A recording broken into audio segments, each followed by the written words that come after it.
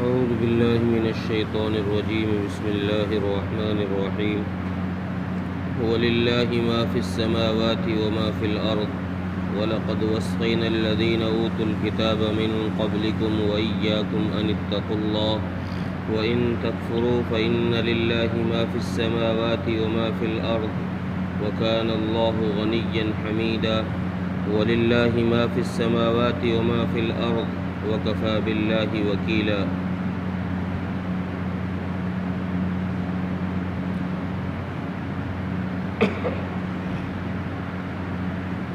ان آیتوں میں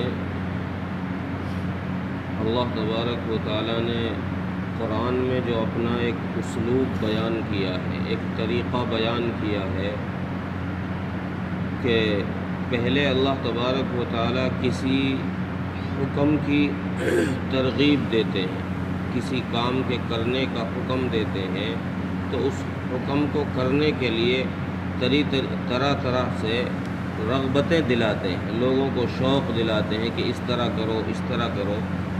اس کے بعد پھر اللہ تبارک و تعالیٰ ترہیب نازل فرماتے ہیں۔ ترہیب کا حکم ہوتا ہے، ترہیب کا مطلب ہوتا ہے ڈرانا، کہ پھر اللہ تعالیٰ لوگوں کو ڈراتے ہیں کہ بھئی تم نے اگر یہ کام نہیں کیا، اس حکم پر عمل نہیں کیا، تو پھر تمہیں اس حکم کے عمل نہ کرنے کی وجہ سے سزا دی جائے گی۔ تو اس صورت کے اندر بھی اب تک یتیموں اور عورتوں کے کچھ احکام اللہ تبارک و تعالیٰ نے بیان فرمائے کہ عورتوں کے ساتھ کیا معاملہ رکھنا چاہیے، ان کے حقوق تم پر ہیں ان کو ادا کرنا چاہیے، یتیموں کے جو حقوق تم پر ہیں ان کو ادا کرنا چاہیے۔ اس کی کئی صورتیں اور کئی شکلیں اللہ تعالیٰ نے اس صورت کے اندر بیان فرمائی۔ اب ان صورتوں کے اندر پھر اللہ تبارک و تعالیٰ نے اپنے اسلوب کے مطابق پھر وہی ترہیب والی بات نازل فرمائی، اور اللہ تعالیٰ نے فرمایا کہ دیکھو آسمان و زمین میں جو کچھ بھی ہے، خواہ تمہیں دکھائی دے رہا ہو یا نہ دے رہا ہو، اس سب کا مالک میں ہوں، وہ میری ملکیت میں۔ اور یہ بات ارشاد فرمانے کے بعد پھر اللہ تعالیٰ نے اگلی بات یہ فرمائی کہ دیکھو ہم نے تم سے پہلے ان لوگوں کو بھی جن کو کتاب دی گئی، وہ کتاب خواہ تورات ہو، انجیل ہو، زبور ہو، یا وہ صحائف ہوں جو حضرت ابراہیم علیہ السلام پر نازل ہوئے، جو باقی انبیاء علیہ السلام پر جو صحائف نازل ہوئے، ان سب کا تذکرہ کرتے ہوئے اللہ تعالیٰ نے یہ بات ارشاد فرمائی کہ ہم نے تم سے پہلے ان لوگوں کو جن کو کتاب دی گئی یہ حکم دیا، اور تم کو بھی، وَإِيَّاكُمْ، اے محمد صلی اللہ علیہ وسلم کی امت، ہم نے تم کو بھی یہ حکم دیا ہے کہ اللہ سے تقوی اختیار کرو، اللہ سے ڈرو، اس کی عبادت کرو۔ اللہ نے حکم کیا دیا تھا کہ اللہ کی ذات کے ساتھ کسی کو شریک نہیں کرنا، اللہ کے نافرمانی نہیں کرنا، اس کے حکموں پر عمل کرنا، اسی کی عبادت کرنا۔ یہی حکم اللہ تعالیٰ نے پہلے لوگوں کو، پہلی امتوں کو دیا، اور یہی حکم اللہ تعالیٰ نے پھر یہاں امت محمدیہ کو بھی دیا۔ اور پہلے لوگوں کا ذکر کرتے ہوئے امت محمدیہ کو اس بات کی تسلی دی کہ دیکھو جو حکم ہم تم کو دے رہے ہیں وہ تم سے پہلے دوسرے لوگوں کو دے چکے ہیں، اور ان لوگوں نے ان میں سے جن لوگوں نے عمل کیا، ہماری بات کو مانا اور ہماری عبادت کی، ہماری ذات کے ساتھ کسی کو شریک نہیں کیا، ہم نے ان کو دنیا اور آخرت میں اس کا بدل دیا ہے، ان کو ثواب عطا کیا ہے۔ دنیا میں ان کی زندگی کو خوشگوار بنایا ہے، آخرت میں ان کے لیے جنت کا مقام ہم نے طے کیا ہے۔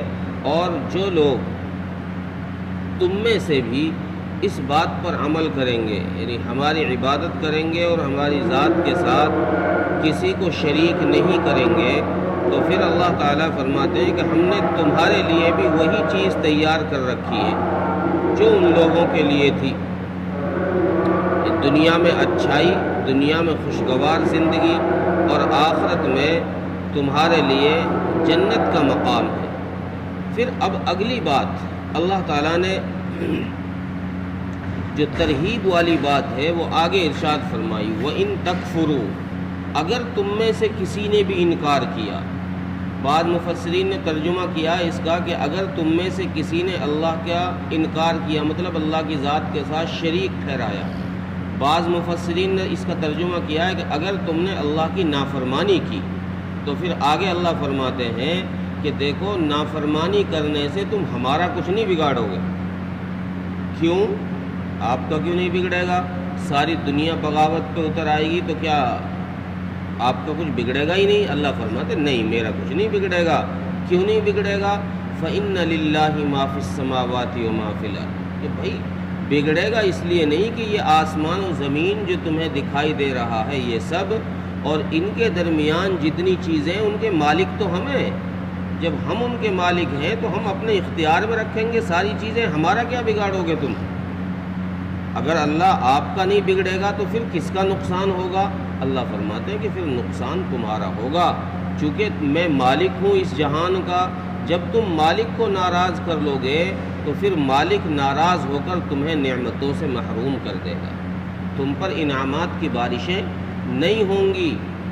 تم کو اگر اپنے اوپر انعامات کی بارشیں کروانی ہیں، دنیا اور آخرت میں تمہیں عزت چاہیے، تمہیں دولت چاہیے، تو پھر تم اللہ کی نافرمانی نہ کرو، تم اللہ کی اطاعت کرو۔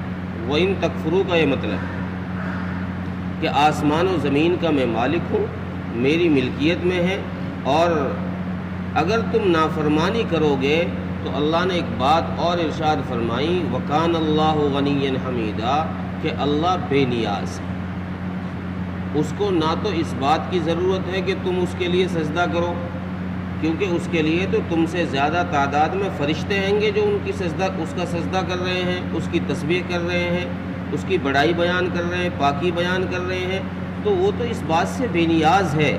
اور اگر تم اس کی پاکی بیان کرو گے تو وہ تو پہلے سے ہی حمید ہے، یعنی تعریف اس کی تو پہلے سے ہی ہے، اس کے پاس تعریف کی کمی نہیں ہے کہ تمہاری فرما برداری کی وجہ سے اس کی بادشاہت کے اندر کوئی 4 چاند لگ جائیں گے، بادشاہت بڑھ جائے گی، نہیں، وہ تو پہلے سے ہی تعریف شدہ ہے، اس کے پاس تو پہلے سے ہی تعریف ہے، تعریف کا مستحق پہلے سے ہی ہے، اس لیے وہ تمہاری تعریف سے بھی بے نیاز ہے، بے پرواہ ہے، کوئی ضرورت نہیں ہے۔ اگلی آیت میں پھر اللہ تعالیٰ نے تیسری مرتبہ یہی بات ارشاد فرمائی کہ دیکھو آسمان و زمین کا میں ہی مالک ہوں۔ پھر میں کہہ رہا ہوں تم سے کہ آسمان و زمین کا میں ہی مالک ہوں، نافرمانی کر کر اپنا نقصان مت کرو، مجھ کو ناراض کر کر اپنا نقصان مت کرو۔ کیوں؟ اس لیے کہ کام بنانے والا میں ہی ہوں۔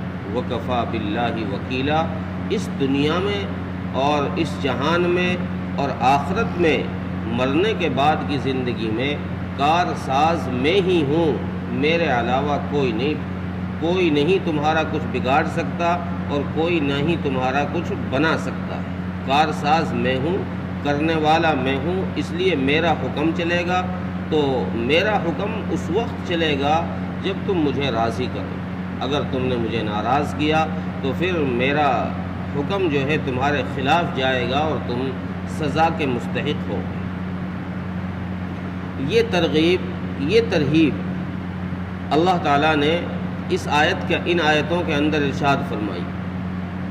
اور تفسیر بیان القرآن کے اندر ایک بات حضرت مولانا اشرف علی تھانوی رحمۃ اللہ علیہ نے یہ بیان فرمائی ہے کہ وَلِلَّهِ مَا فِي السَّمَاوَاتِ وَمَا فِي الْأَرْضِ کا مطلب یہ ہے کہ اللہ تعالیٰ یہ کہنا چاہتے ہیں کہ جو اس صورت میں مرد عورت کے لیے، میاں بیوی کے لیے جو پہلے احکامات بیان فرمائے، ان احکامات کے بیان کرنے کے بعد ان آیتوں کے لانے کا مطلب یہ ہے کہ اللہ بیوی کو بھی، اللہ مرد کو بھی یہ بات سمجھانا چاہتے ہیں کہ اگر تم میں نباہ نہیں ہو رہا، اگر تمہاری آپس میں نہیں بن رہی، تو اب زبردستی نہیں ہے کہ تم آپس میں چپکے ہی رہو، روزانہ لڑائی شروع کرتے رہو اور پھر آپس میں جڑے ہی رہو۔ تو حضرت فرماتے ہیں کہ اب اللہ تعالیٰ یہ کہنا چاہتے ہیں کہ میں کارساز ہوں، میں کام بنانے والا ہوں۔ اگر بیوی پر شوہر ظلم کر رہا ہے اور مرد عورت کی نہیں بن رہی آپس میں، تو اب یہ طلاق لے کر الگ ہو جائیں۔ میں کارساز ہوں، یعنی میں اب اس عورت کے لیے ایسا خاوند تجویز کر دوں گا کہ جس سے اس کا نباہ ہو جائے گا اور اس کے تعلقات صحیح رہیں گے، اس کا لڑائی جھگڑا روزانہ کا ختم ہو جائے گا۔ یہی بات اللہ تعالیٰ مرد کے لیے بھی فرما رہے کہ اس کو چھوڑو، اس کو طلاق دو، تمہاری اس کے ساتھ نہیں بن رہی، تو اب ہم تمہارے نکاح میں کوئی دوسری ایسی عورت لے کر آ جائیں گے جو تمہارے ساتھ نباہ کر سکے گی، تمہارے ساتھ تعلقات میں قائم رہ سکے گی۔ یہ مطلب حضرت تھانوی رحمۃ اللہ علیہ نے ان آیتوں کا بیان فرمایا۔ ترجمہ دیکھیں، وَلِلَّهِ مَا فِي السَّمَاوَاتِ وَمَا فِي الْأَرْضِ، اور اللہ ہی کے لیے ہے جو کچھ آسمان و زمین میں ہے۔ وَلَقَدْ وَصَّيْنَا الَّذِينَ أُوتُوا الْكِتَابَ مِنْ قَبْلِكُمْ وَإِيَّاكُمْ أَنِ اتَّقُوا اللَّهَ، اور ہم نے ان لوگوں کو جو تم سے پہلے تھے جن کو کتاب دی گئی ان کو یہ حکم دیا، وَإِيَّاكُمْ، اور تم کو بھی یہ حکم دیا کہ اللہ سے ڈرتے رہو۔ وَإِن تَكْفُرُوا، اور اگر تم نے نافرمانی کی، تم نے کفر کیا، فَإِنَّ لِلَّهِ مَا فِي السَّمَاوَاتِ وَمَا فِي الْأَرْضِ، تو بے شک اللہ ہی کے لیے ہے جو کچھ آسمان و زمین میں ہے۔ وَكَانَ اللَّهُ غَنِيًّا حَمِيدًا، اور اللہ تعالیٰ بے نیاز ہے اور تعریف کے قابل ہے، تعریف کیا ہوا ہے۔ وَلِلَّهِ مَا فِي السَّمَاوَاتِ وَمَا فِي الْأَرْضِ، اور اللہ ہی کے لیے ہے جو کچھ آسمان و زمین میں ہے۔ وَكَفَى بِاللَّهِ وَكِيلًا، اور اللہ کام بنانے والا کارساز کافی ہے۔ اللہ تعالیٰ ملک توفیق۔